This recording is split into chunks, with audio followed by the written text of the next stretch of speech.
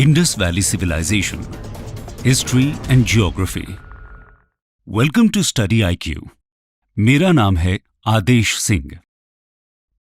दोस्तों, आज हम बात करने वाले हैं इंडस वैली सिविलाइजेशन की, जो भारत के इतिहास का सबसे पुराना और दुनिया में सबसे पुराने अर्बन सिविलाइजेशंस में से एक है। इंडस वैली सिविलाइजेशन यानी आईवीसी आज से लगभग 4500 सालों पहले 2600 BCE में एक अर्बन सिविलाइजेशन की तरह एग्जिस्टेंस में आया। और जब दुनिया भर में बार्बरिज्म का दौर था, तब इंडस वैली सभ्यता के पैमानों को सेट कर रही थी। इंडस वैली सिविलाइजेशन के बारे में जानकारी मिलना हमारे इतिहास का वो पहलू है जिसने कोलोनियलिज्म जैसे ओप्रेसिव सिस्टम के कल्चरल हेजेमनी को चैलेंज करने में भी हेल्प किया। वो कल्चरल हेजेमनी जो हमें ये बताती रही कि केवल वेस्ट ही सिविलाइज्ड है और ईस्ट हमेशा से अनसिविलाइज्ड, बारबेरिक और अनकल्चर्ड था, जिसके पास गर्व करने जैसा कुछ नहीं है। इससे जन्म हुआ व्हाइट मैन्स बर्डन नाम के आइडिया का, जिसके बेसिस पर ब्रिटिशर्स अपने 200 साल लंबे रूल को मॉरली जस्टिफाई करते रहे। यहां तक कि फेमस इंग्लिश फिलोसोफर J.S. मिल, जो डेमोक्रेसी और फ्रीडम के बड़े सपोर्टर थे, उन्होंने भी ब्रिटिश कोलोनियलिज्म को जस्टिफाई करते हुए टॉलरेंट इंपीरियलिज्म को प्रमोट किया और क्लेम किया कि ब्रिटिशर्स इंडिया में हमारी भलाई और हमें सिविलाइज करने के लिए आए थे। लेकिन वेस्ट का ये घमंड तब टूटने लगा जब अलेक्जेंडर कनिंघम ने आर्कियोलॉजिकल सर्वे ऑफ इंडिया यानी ASI ने 19th सेंचुरी में कई मेजर आर्कियोलॉजिकल एक्सकेवेशंस किए, जिसमें सारनाथ, सांची स्तूपा और महाबोधि टेम्पल जैसे ब्रिलियंट एंशिएंट आर्किटेक्चर्स इन्वॉल्व थे। लेकिन इनमें सबसे जबरदस्त डिस्कवरी 1921 में इंडियन आर्कियोलॉजिस्ट दयाराम साहनी ने की, जब उन्होंने हड़प्पा का एक्सटेंसिव एक्सकेवेशन किया। इस डिस्कवरी ने दुनिया भर के इतिहासकारों को हैरान करके रख दिया, क्योंकि ये अपने समय में वेल प्लान्ड अर्बनाइजेशन का एक ऐसा अनोखा नमूना था जो हमें आज भी इंस्पायर करता है। इस डिस्कवरी ने ब्रिटिशर्स का मिथ बर्स्ट करते हुए यह बताया कि जब यूरोप बार्बरिज्म से जूझ रहा था, तब इंडिया में एक अर्बन सिविलाइजेशन हर रोज नई ऊंचाइयां छू रहा था। ये कहानी उसी इंडस वैली सिविलाइजेशन की है जिसने भारतीयों को खुद के इतिहास पर गर्व करने का एक मौका दिया और दुनिया को यह बताया कि सभ्यता पर वेस्ट की मोनोपोली नहीं हो सकती। तो आइए पहले हम इंडस वैली के कुछ मेजर फीचर्स को समझ लेते हैं, जो हमें यहां के बाकी पहलुओं को जानने में मददगार होंगे। Basic features. दोस्तों, इंडस वैली सिविलाइजेशन टाइटल पहली बार जॉन मार्शल ने यूज किया, लेकिन इसे हड़प्पन सिविलाइजेशन भी बोला जाता है। और आईवीसी एशिया के 3 और major civilizations Mesopotamia, ancient Egypt और चाइना का समकालीन था, और इंडस वैली के मेसोपोटामिया के साथ ट्रेड रिलेशंस के एविडेंसेस भी हैं। इंडस वैली की सिटीज एग्रीकल्चरल सरप्लस पर बेस्ड अर्बन टाउन्स थे, पर यहां की इकोनॉमी मर्केंटिलिज्म पर भी बेस्ड थी, जहां से मैसिव एक्सपोर्ट्स सी और लैंड रूट्स दोनों से होते थे। इस कॉन्टेक्स्ट में अब हम इंडस वैली के एक्सकेवेशंस के इतिहास को ब्रीफली समझेंगे। Excavations in British India and independent India. दोस्तों, वैसे तो हड़प्पन रूइंस का सबसे पुराना रिकॉर्ड ईस्ट इंडिया कंपनी के सोल्जर चार्ल्स मैसन की किताब narrative of various journeys in Balochistan, Afghanistan and the Punjab में मिलता है, जो उन्होंने 1842 में लिखी थी। एक और बात ध्यान देने वाली यह है कि ब्रिटिश इंपीरियलिज्म एक सिस्टमैटिक प्रॉब्लम थी, ना कि इंडिविजुअल। ऐसा इसलिए क्योंकि कई ब्रिटिशर्स जैसे अलेक्जेंडर कनिंघम ने इंडिया के एंशिएंट कल्चर और सिविलाइजेशनल हिस्ट्री को महत्व देते हुए उस पर रिसर्च को प्रमोट भी किया। यही वजह है कि 1853 में अलेक्जेंडर कनिंघम को भी शायद आईवीसी के बारे में पता चला जब उन्होंने हड़प्पा को विजिट किया, लेकिन इसका सिग्निफिकेंस वो शायद समझ नहीं पाए। बाद में 1921 में दयाराम साहनी ने हड़प्पा और फिर 1922 में RD बैनर्जी ने मोहेंजोदड़ो का एक्सटेंसिव एक्सकेवेशन किया। इसके बाद से लगातार इंडस वैली पर एक्सकेवेशंस हो रहे हैं, जिनमें कई प्रोमिनेंट आर्कियोलॉजिस्ट्स जैसे NG Majumdar, Amalananda Ghosh, RS Bisht, JP Joshi, R Rao और वसंत शिंदे इन्वॉल्व रहे। इन्होंने आईवीसी के कई और साइट्स जैसे सुतका गैंडोर, कालीबंगा, लोथल एटसेट्रा को डिस्कवर किया और आज तक 2000 से ज्यादा इंडस वैली साइट्स पाई गई हैं। दोस्तों, इंडिपेंडेंट इंडिया के एक्सकेवेशंस की बात करें तो उसमें सबसे मेजर डिस्कवरी थी 1990s में आरएस बिष्ट की, जब उन्हें ढोलावीरा में स्टोन इंस्क्रिप्शन और इंडस साइन बोर्ड मिले। Indus sign board wooden plate में इंडस स्क्रिप्ट का लॉन्गेस्ट इंस्क्रिप्शन है और स्टोन इंस्क्रिप्शन ऐसा पहला हड़प्पन इंस्क्रिप्शन है जो स्टोन में है। इसके पहले मिले इंस्क्रिप्शंस टेराकोटा, वुड एटसेट्रा में इंस्क्राइब्ड थे। इसके अलावा दूसरी मेजर डिस्कवरी थी इंडिया की राखी गढ़ी साइट, जिसे पहली बार अमरेंद्र नाथ ने 1997 में एक्सकेवेट किया। 2014 में वसंत शिंदे के एक्सकेवेशंस ने इसे हड़प्पन सिविलाइजेशन की लार्जेस्ट साइट बना दिया, जो लगभग 350 हेक्टेयर्स में फैली हुई है, और इसने 300 हेक्टेयर्स में फैली पाकिस्तान की मोहनजोदड़ो को पीछे छोड़ दिया। खैर, अब हम बात करते हैं कि आईवीसी के इतिहास को हिस्टोरियंस कैसे क्लासिफाई करते हैं। 4 स्टेजेस और 4 फेजेस ऑफ एवोल्यूशन। दोस्तों, हिस्टोरियंस आईवीसी को जनरली 4 फेजेस में डिवाइड करते हैं। इसमें पहला है प्री हड़प्पा, जो 3300 बीसीई के पहले का फेज है। इस दौर में नोमैडिक लोग सेटलमेंट्स बनाने लगे और एग्रीकल्चर की शुरुआत हुई। दूसरा है अर्ली हड़प्पा, जो लगभग 3300 बीसीई से 2600 बीसीई तक था। इस दौर में हड़प्पा में बड़े बड़े विलेजेस का इमर्जेंस हुआ, जो बाद में अर्बन टाउन्स में कन्वर्ट हुए। तीसरा और सबसे इंपॉर्टेंट है मैच्योर हड़प्पन फेज, जो 2600 से 1900 बीसीई तक एग्जिस्टेंस में रहा। इस दौरान वो ग्रेट सिटीज फ्लरिश कर रहे थे, जो आईवीसी को अर्बन बनाते हैं, और इसी दौर में हड़प्पा में मर्केंटिलिज्म भी अपने चरम पर था। आखिरी फेज है लेट हड़प्पन फेज, जो 1900 बीसीई से 1300 बीसीई में मिलता है। यहां आईवीसी का डिक्लाइन दिखता है, जिसके बाद धीरे धीरे ये सिविलाइजेशन इतिहास बन गया। चलिए अब आपको लेकर चलते हैं इंडस वैली की जियोग्राफी की ओर और जानते हैं कि ये कहां से कहां तक फैला हुआ था। Geography of Harappan sites. Indus valley civilization Punjab, Haryana, Sindh, Balochistan, Gujarat, Rajasthan और वेस्टर्न यूपी तक फैला हुआ था। ये सारे एरियाज लार्जली इंडस और इंडस की ट्रिब्यूटरीज जैसे रावी के अराउंड लोकेटेड थे, और इसीलिए इसे जॉन मार्शल ने इंडस वैली सिविलाइजेशन बोला। एक थियोरी के हिसाब से इंडस वैली पहले काफी ज्यादा फर्टाइल था, इसीलिए यहां पर आईवीसी का जन्म हुआ। लेकिन बाद में इंडस वैली की फर्टिलिटी में डिक्लाइन और एनवायरमेंटल चेंजेस के चलते शायद यहां के लोग गंगा वैली में चले गए, जहां बाद में पोस्ट हड़प्पन सेटलमेंट्स, महाजनपद और मगध जैसे किंगडम्स का राइज हुआ। अभी तक के एक्सकेवेशन के हिसाब से Manda northern most, Daimabad southern most, Alamgirpur eastern most और Sutkagen Dor western most Harappan sites हैं। इंडस वैली में मिले 2000 से ज्यादा साइट्स में से ज्यादातर प्रेजेंट डे इंडिया और पाकिस्तान में है, लेकिन एक साइट शोरतुघाई अफगानिस्तान में भी है, जो शायद हड़प्पन्स का ट्रेडिंग कॉलोनी था।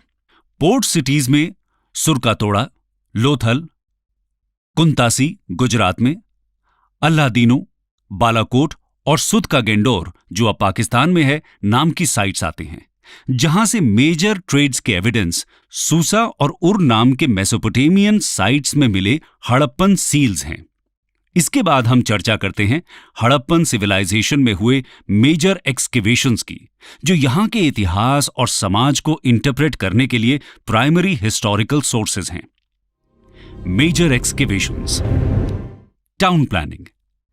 आईवीसी का सबसे इंटरेस्टिंग एलिमेंट है उसका टाउन प्लानिंग, जिसके ब्रिलियंस को हम मॉडर्न डे चंडीगढ़ और न्यू रायपुर जैसी प्लान्ड सिटीज से कंपेयर कर सकते हैं। ये खुद में एक अचीवमेंट है कि आईवीसी ने ऐसा टाउन प्लानिंग 4500 साल पहले इस्टेब्लिश किया था। आईवीसी के टाउन प्लानिंग का पहला मेजर फीचर यहां का स्ट्रैटिफाइड टाउन प्लानिंग है। कुछ साइट्स को छोड़ दें तो मोस्ट साइट्स के वेस्ट में एक फोर्टिफाइड सीटाडेल या किला मिलता है, जो शायद रूलिंग क्लास के लिए था, और ईस्ट में छोटे ब्रिक हाउसेस, जो शायद कॉमनर्स के लिए थे। ये यहां के सोशल स्ट्रैटिफिकेशंस को इंडिकेट करता है और बताता है कि समाज में स्टेटस और पावर के बेसिस पर डिविजन्स हड़प्पन टाइम से थे, पर ये डिविजन्स कास्ट सिस्टम की तरह नहीं थे। धोलावीरा में यह सीटाडेल पत्थरों का था और यहां एक मिडिल टाउन भी था, जो शायद मिडिल क्लासेस के लिए था। एक्सेप्शंस में चान्हू-दाड़ो है, जहां कोई सीटाडेल अब तक नहीं मिला है, और लोथल का सीटाडेल फोर्टिफाइड नहीं था, बल्कि थोड़ा हाइट पर बनाया गया था। टाउन प्लानिंग का अगला ब्रिलियंट फीचर है ग्रिड सिस्टम, जहां हम मैसिव टेक्नोलॉजिकल इनोवेशंस के बावजूद आज भी वेल प्लान्ड टाउन्स के लिए संघर्ष कर रहे हैं। वहीं 4500 साल पहले हड़प्पन्स ने मिनिमल टेक्नोलॉजी यूज करके एक इंस्पायरिंग नमूना पेश किया है। आईवीसी में ऑलमोस्ट सारे स्ट्रीट्स राइट एंगल से एक दूसरे से कनेक्टेड थे, जिनके चारों तरफ शहर बसे थे। तीसरा इंटरेस्टिंग फीचर है ब्रिलियंट अंडरग्राउंड ड्रेनेज सिस्टम। मोहेंजोदड़ो में सारी स्ट्रीट्स में ड्रेन्स मिलते हैं और लगभग सभी घरों में वेस्ट वाटर मैनेजमेंट का इंतजाम भी। इन घरों की दीवारों में वर्टिकल पाइप्स थीं जो ड्रेन से कनेक्टेड हैं।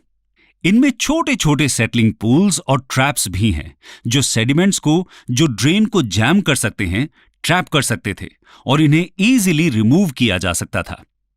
मॉडर्न इंडिया में स्वच्छ भारत मिशन के अंडर सैनिटेशन को जो इंपॉर्टेंस दिया गया है, वो बताता है कि आईवीसी का वेस्ट वाटर मैनेजमेंट कैसे एक फ्यूचरिस्टिक और प्रोग्रेसिव सिस्टम था। इन ड्रेन्स का ब्रिलियंस इस वजह से भी है कि ये बेक्ड ब्रिक के थे, जो भारत में इसके पहले या कुछ सालों बाद तक के सिविलाइजेशन में भी काफी कम मिलते हैं। अब बात करते हैं यहां के आर्किटेक्चर की। आर्किटेक्चर आईवीसी का सबसे इंपॉर्टेंट आर्किटेक्चरल मास्टरपीस मोहेंजोदड़ो का द ग्रेट बाथ है।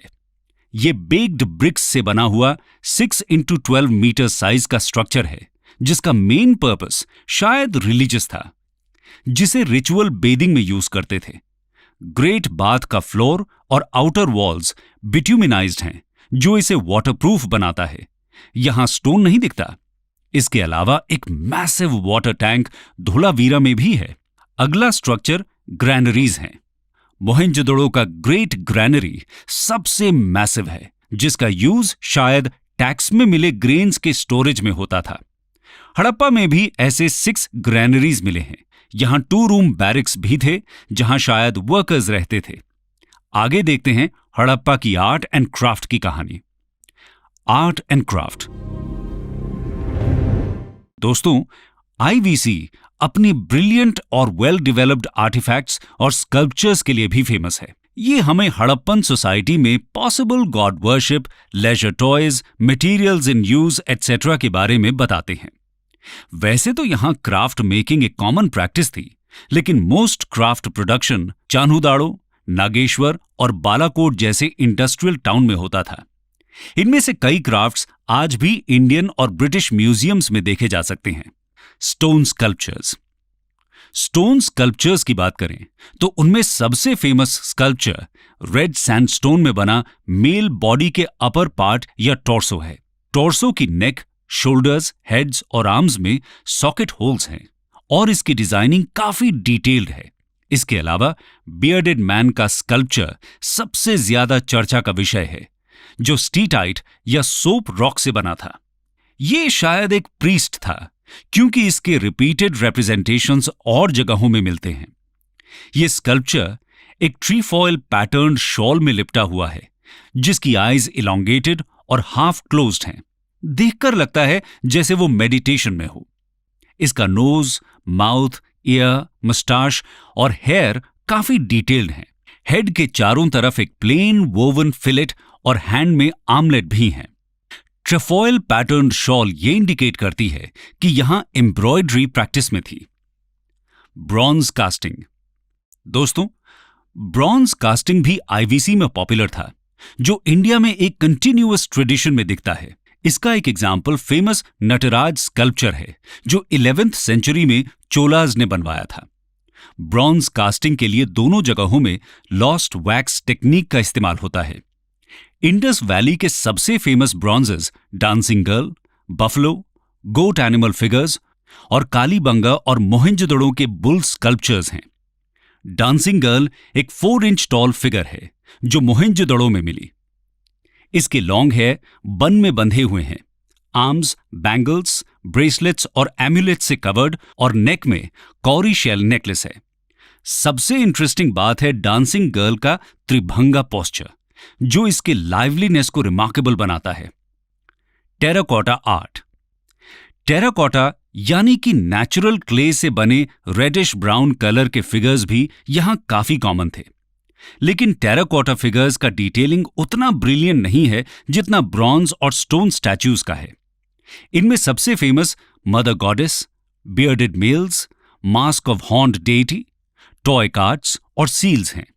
सबसे prominent terracotta figure mother goddess है, जो एक क्रूड और स्टैंडिंग फीमेल फिगर है जिसमें नेकलेसेस, लॉइन क्लॉथ और गर्डल्स की सजावट है। इसमें most distinct feature fan shaped head dress है, जिसके दोनों साइड्स में कप लाइक प्रोजेक्शंस हैं। बाकी के फेशियल फीचर्स क्रूड और कम रियलिस्टिक हैं।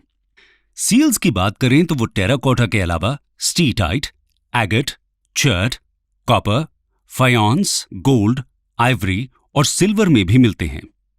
सील्स का इस्तेमाल जनरली ट्रेड में होता था, शायद as a proof of authenticity.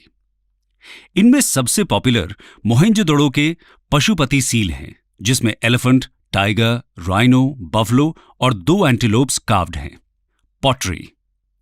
अगला इंपॉर्टेंट क्राफ्ट यहां का पॉटरी है, जो लार्जली व्हील मेड थे, ना कि हैंडमेड। सबसे common red and black ware pottery थे। प्लेन पॉटरी ज्यादा कॉमन है दैन ऑर्नामेंटेड पॉटरी, और कुछ रेयर पॉलीक्रोम और इनसाइज्ड वेयर्स भी मिले हैं। पॉटरीज में ग्रेसफुल कर्व्स ज्यादा कॉमन हैं दैन स्ट्रेट और एंगुलर शेप्स। अदर्स। इन सब के अलावा यहां क्लॉथ मेकिंग में यूज होने वाले स्पिंडल व्हर्ल्स कई घरों में मिले, जो क्लॉथ मेकिंग के कॉमन प्रैक्टिस के इंडिकेशंस हैं। हड़प्पन्स बोट मेकिंग क्राफ्ट भी जानते थे, जिसका इस्तेमाल सी ट्रेड में होता था। यहां वेट्स एंड मेजर्स भी डेवलप्ड थे, जो शायद 16 के मल्टीपल्स में यूज होते थे। ये मेजरमेंट टेक्निक मॉडर्न इंडिया तक देखने को मिला, जहां 16 आना 1 रुपए होता था। तो ये था इंडस वैली सिविलाइजेशन के इतिहास का वो पहलू जिसमें हमने वहां की जियोग्राफी, टाउन प्लानिंग, आर्किटेक्चर और मेजर एक्सकेवेशंस और क्राफ्ट्स मेकिंग की बात की। ये एक्सकेवेशंस हड़प्पन हिस्ट्री के प्राइमरी एविडेंसेस हैं, जिनके थ्रू ही हम उनके इतिहास और समाज के बाकी पहलुओं जैसे politics, society, economy, religion, culture और डिक्लाइन के बारे में जान पाते हैं। इन एविडेंसेस के थ्रू हड़प्पन सोसाइटी से रिलेटेड थियोरीज और इन्फ्रेंसेस की बात हम अगले वीडियो में करेंगे।